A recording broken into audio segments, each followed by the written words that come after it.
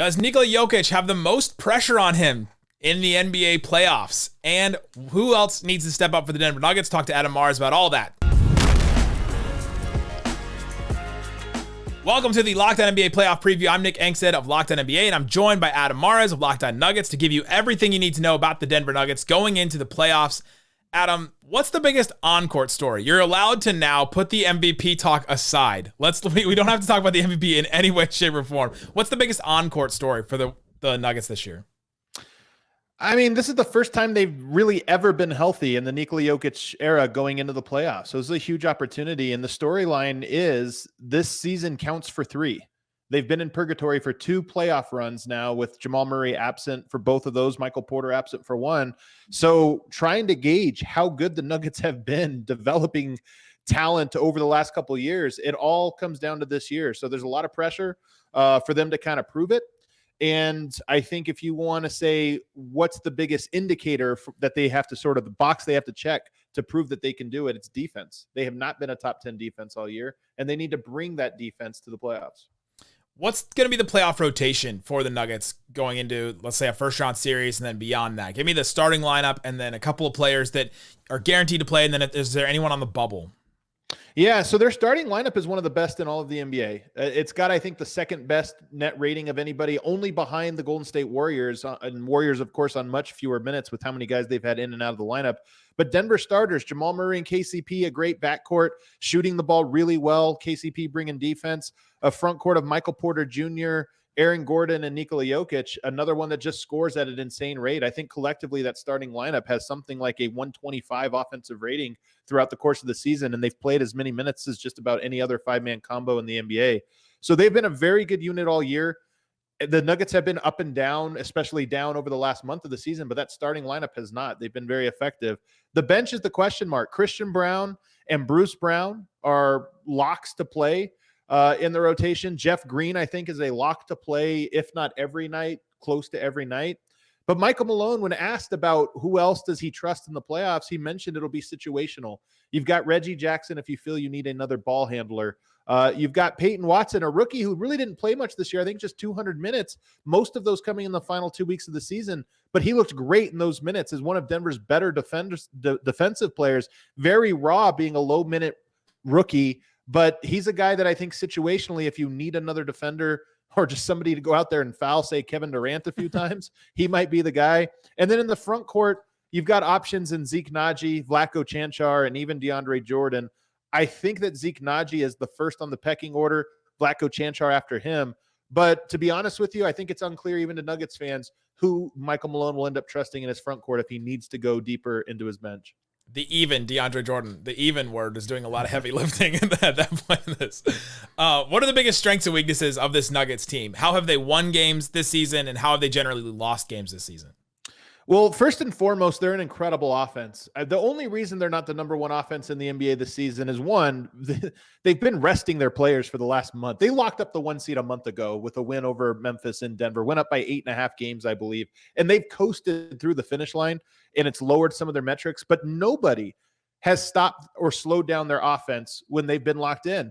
They've played the Memphis Grizzlies when they were number one defense, absolutely carved them up. They've played the Milwaukee Bucks, another number one defense at different points of the season, carved them up. 76ers, you go down the list, all the top defenses, Denver has made all the top defenses look the exact same.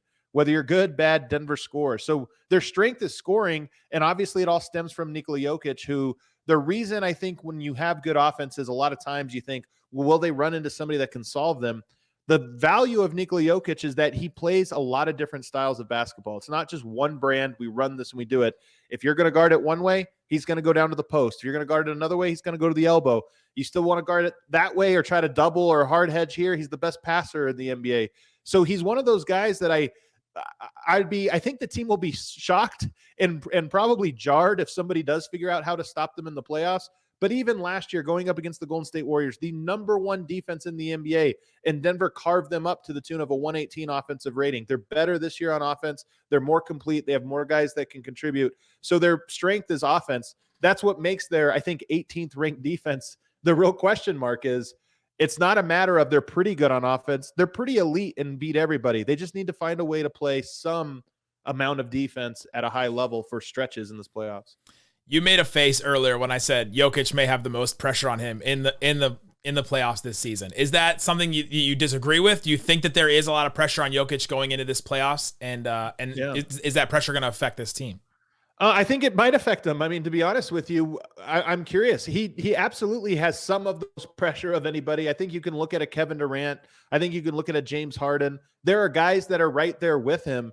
But again, the thing about Denver's arc in the Jokic era is they really haven't underachieved in any season. I think they've beaten their preseason Vegas over-under. I think they've hit it over every single year.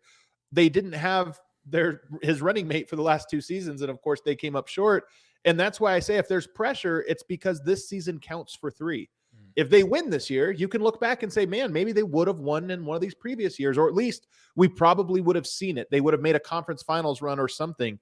If they lose this year, you could say, yeah, well, they probably should have adjusted 2 years ago or made a move back then. I mean, it really just counts for 3 seasons, and that's why there's a lot of pressure. He's a 2-time MVP.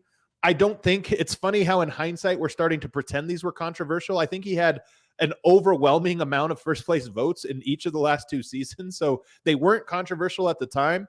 But because of the narrative around him, the conversation around him going the direction it has over the last 2 months of the season, I do think it has put an unfair amount of pressure on him.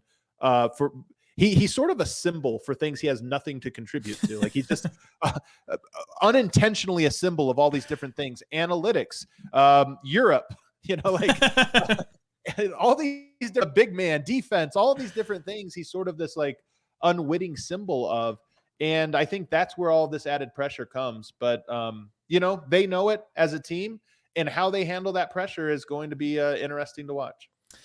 He's the color beige. It's whatever we want it to be. Like you can just look at it and see whatever color. Literally right now, FanDuel has them plus 1,100 to win the title behind a couple of teams in the East, but also the Suns and the Warriors. What are the expectations for this team? Let's do it 3 levels. What are the fans' expectations for this Nuggets team? What does the team expect themselves to do? And then what do you expect them to do in the postseason? Well, I'll start with the team. I mean, the team, Michael Malone was slow to call this a championship or bust season. I think the way they prefer to say it is our expectation is to compete for a championship and that nobody is better. You look across, nobody is better than Denver. Are there teams that are as good? Probably. And so I think they look at this as the window's open, and it's probably only going to be open for a short period of time. So you have to go and maximize this opportunity. So they have a lot of pressure on themselves, but they'll stop short of saying this is like the last chance you get at winning a title. The fan base, I think, looks at this one and feels much the same way. They looked great for the last 4 seasons. For large periods of that, they looked great. The last time they were healthy, they were in the Western Conference Finals. Before that, they were on pace to be a 3 seed and were peaking going into after the trade of Aaron Gordon. They looked like the best team in basketball. Then the injuries hit. I think the fan base looks at this and says it's time to step up. It's time to go to the plate and actually be the team that it looked like you were for most of the last few years when you were healthy. So I think the team expectation is championship or bust, or at the very least, make it look like you could have won the championship. Maybe the ball didn't bounce your way, but at least you can look at it and say, hey, they're right there. And then my personal expectations are in line with that. Denver's a hard team. I don't begrudge people for being skeptical of the Nuggets. I think they're a hard team to judge. They got off to a slow start with Murray and Porter coming back from injuries. They then looked like the best team in the NBA for about 50 games in the middle of the season. They were dominant. They went on big winning streaks. They beat good teams. They looked great in the clutch defensively. Offensively, they gave people insane performances. They looked phenomenal. The last 20 games, 20 games, they've looked terrible again. So I get why people are skeptical. But for me, I think that they have as good a shot as they are probably going to have in the Jokic era. And so, again, not their last shot, but probably as good a shot as they will have, and they need to maximize it. They're right there to win the West, too. FanDuel has them plus 350 to win the West. Warriors plus 330, and the Suns are plus 200. You'll have us covered on Locked On Nuggets with all of the post games, as well as covering this team throughout the week. And you can go check out Adam Mares and Matt Moore on the Locked On Nuggets YouTube channel, wherever you get your podcast. Thanks for hanging out with us on the Locked On NBA Playoff Preview.